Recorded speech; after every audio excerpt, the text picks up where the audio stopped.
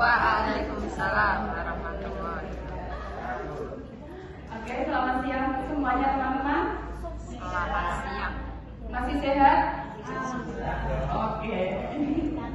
Oke, di sini saya akan mempresentasikan laporan rencana hasil kerja manajemen keteraturan kelas tahun 2014. Perkenalkan, saya Indonesia Jening Tias dari SMA Negeri 1 Pamotan, Kabupaten Rembang, Jawa Tengah. Nah, untuk kinerjanya, RHK-nya, meningkatnya kualitas praktik pembelajaran guru, yaitu meningkatnya praktik manajemen kelas yang berfokus pada keteraturan suasana kelas. Untuk indikator kinerja individu, tingkat upaya penerapan prinsip disiplin positif untuk mengelola perilaku dan kebiasaan kelas yang disepakati bersama. Kemudian, kegiatan dan tahapan guru dan siswa bekerja sama dalam menyusun aktivitas kelas berdasarkan disiplin positif dan nilai berakhlak. Kedua, guru mengajak siswa untuk berdiskusi tentang aturan-aturan yang mendukung suasana kelas yang harmonis.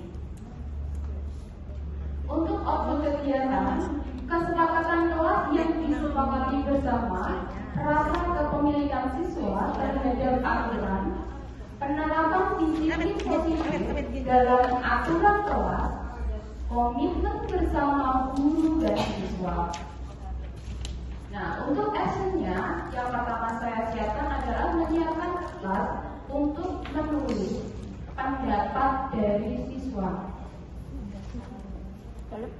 Kemudian, sebelum melakukan kesepakatan kelas, saya memberikan penjelasan kepada siswa bahwa kita akan membuat kesepakatan kelas dan disepakati bersama dalam kelas ini.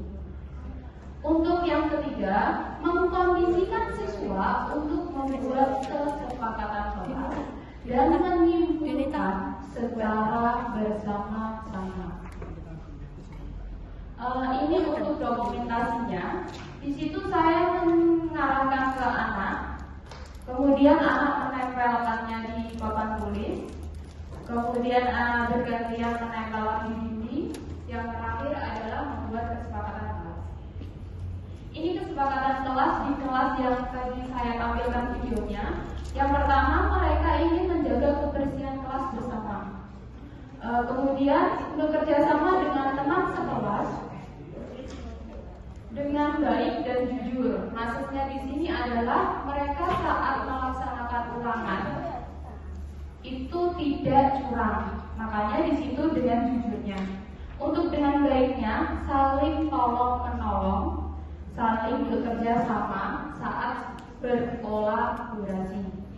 Kemudian yang ketiga, saling menghormati dan menghargai antar teman, dan untuk anak-anak khusus kepada guru.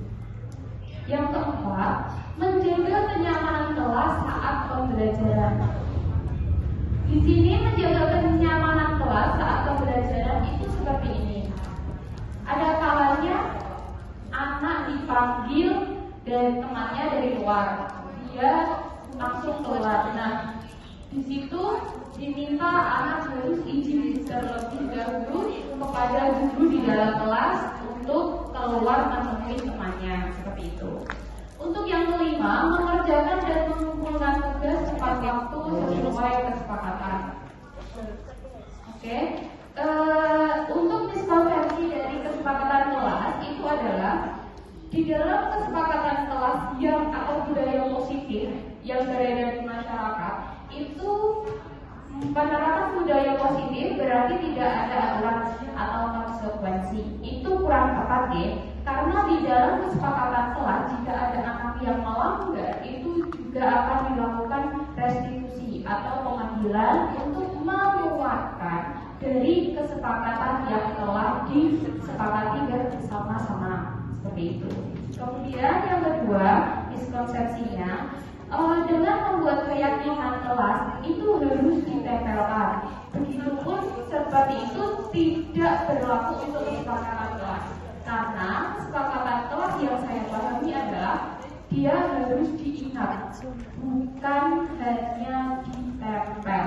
Kalau hanya ditempel itu tidak akan berpengaruh. Seperti itu. Untuk yang ketiga, semua masalah yang berkaitan dengan budaya positif dapat diselesaikan dengan restitusi. Seperti vandalisme atau kekerasan itu tidak dapat dilakukan penyelesaian dengan restitusi. Harus ada tindakan hukumnya yang berlaku atau yang sesuai, seperti itu. Kemudian yang keempat, pilihan tindakan yang dilakukan murid dalam proses restitusi ditentukan oleh guru, bukan muncul dari kesalahan siswa. Jadi guru mengingatkan untuk kesepakatan kelas, kemudian siswa diingatkan lagi apa kesepakatan kelas yang sudah disepakati bersama, kemudian diingatkan lagi, terus untuk kedepannya bagaimana itu harus dilakukan restitusi kepada anak. Untuk pemaparan saya cukupkan. Jika ada yang ingin bertanya atau memberi saran, silakan. Monggo Pak. Terima kasih Bu Indri terkait paparannya tadi yang disampaikan. Ada beberapa hal yang ingin saya tanyakan terkait dengan kesepakatan kelas atau keyakinan kelas seperti itu.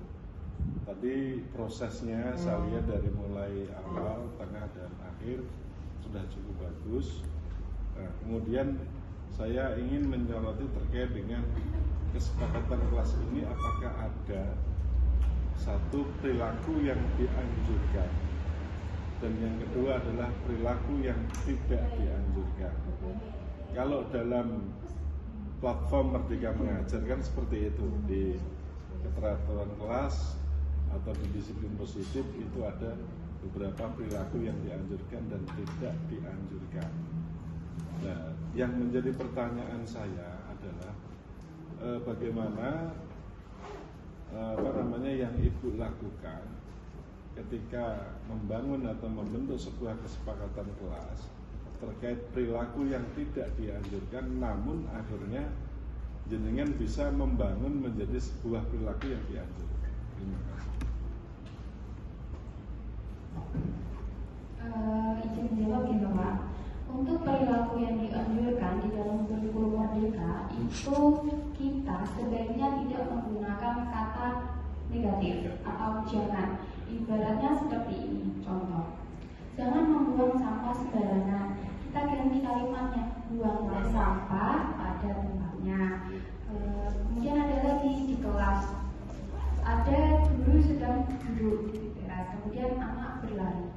Jangan kita melakukan jangan berlari di depan guru, namun menggunakan kalimat berjalanlah yang sopan atau berjalanlah tepat, seperti itu Bapak.